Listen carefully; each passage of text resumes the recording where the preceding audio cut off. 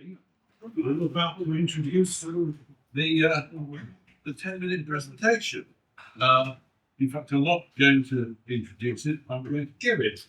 So, if you all bear with me as I hobble my way around.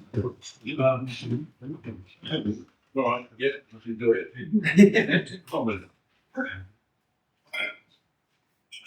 So I'm Aidan Squire. I'm a solicitor. I work for TM Law as a consultant, and as such, I do work that complements what Terry does. Between us, we deal with businesses and business law, and other than certain private work, that's basically what we do. And I work on the contract side. Now, just hang on a second while I get myself a chair, because I'm not going to sit down for 10 minutes. Right. So, what sort of work do I do? Well, what I want to do today is to get you all aware of the sort of referral that I want. A good 10 minutes should result in lots and lots of referrals. As I say, I'm focused on business law, the law that relates to businesses, and I deal with the contract side. So, employment law is our main specialism. Both Terry and I deal with that. And I will prepare contracts of employment and regulations, service contracts for directors, subcontracts for and consultants contracts for non-employed people, and HR support. That's on the employment side, so there's that side of the business, if you're employing people. If you're trading, well, you are trading. That's what your business is all about. So you need to make sure that you're getting contracts right as far as dealing with the people you're selling to and people who are supplying you. So it's important, and Terry is always going on about this, quite rightly, that you've got to make sure you identify who your client is. Make sure you know whether it's a limited company or not. Make sure you know who you're trading with and who's responsible for paying the bill. Remember, there are individuals out there who trade as companies. If they're individuals trading as companies, probably they've only haven't been set up that long. You need to make sure that if the bill isn't paid, you can get it to the right person. The right person is not a company that can be wound up nice and easily. It's the person who is the director, probably the sole director of the company. You need to get a guarantee from him. He shouldn't be unwilling to give it, and if he is unwilling to give it, you've probably got a problem. So that's on the trading side. Business premises. You might need business premises. I get involved in dealing with the purchase of both freehold premises and leasehold premises. More fundamentally with commercial premises, it tends to be leasehold, commercial leases, acting for both landlords and tenants. Landlords, of course, tend to be professional givers out of leases, get people in, I can act for them, or for tenants who are living in premises. Recently just completed on the purchase where there were 3 units purchased, one next to each other, and an overall rent of about $180,000 a year. That's at the higher end, but it's dealing with the transaction, acting for that person in dealing with the either incoming tenant or as the incoming tenant going in, raising inquiries, court searches. And finally, and I'm always going on about this, shareholders agreements. If you're going into business with somebody, if you go in, if you can't come to agreement at the beginning as to what you're going to do, you're never going to do it. So you must make sure you've got an adequate agreement between you as to how it's going to work. Simple things like holidays, simple things like where you work from, but more important things, and although it sounds a bit negative, when you go into one of these agreements, you better find out how you're going to exit if you fall out and you can't make it work. The importance of doing that, the importance of making sure that you have share options in place for when somebody leaves the circumstances in which they will give up their shares, making sure that that can be done. Nothing that you shouldn't be able to agree from the outset, halfway down the road, you definitely won't be able to. That's the summary of the work that I do. And finally, of course, as you know, I deal with wills and lasting powers of attorney. So that's an outline of this, and I'll be happy to answer any questions that you might to ask. Terry. I know the answer, but I think it's important.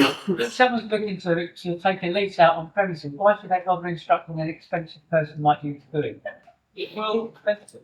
yeah. What you're doing is a lease is not really an asset. A lease is an obligation.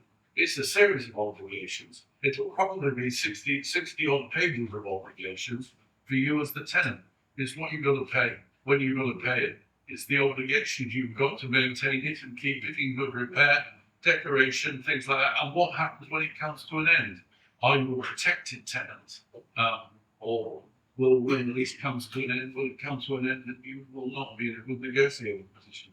All of these things are the sort of things that I will look into for you. And if you're going to commit yourself for what often could be certainly a 5-year lease, is part of the course at the moment, 10-year lease is one that I've just done, you're going to be tied up for a long time. And getting out of it can be difficult. So that's the answer to the question, really. But I will always listen. I will always talk to somebody about a lease. Often that cost is too much. It's for a shorter period of time, and they don't want to go to that expense. But they do need some guidance as to the format of the lease. Is there anything in the lease that is horrible, that shouldn't be there? So I can also do a sort of jump down piece of advice in relation to what you're looking to tell. Scott. Probably the most common reason I would come to you is my clients when they are looking for terms and conditions of business, privacy policy, those kind of bits of information to add to their websites. Is that something that you can help with? Most of my clients are lazy, just in someone else's, don't you know? Yeah, well, terms and conditions, as I said, are fundamental. If you're trading, you've got a website, you're putting yourself out there, we're going to pick up people that you're going to work with and trade with. Terms and conditions can be at the heart of it. You should certainly be aware.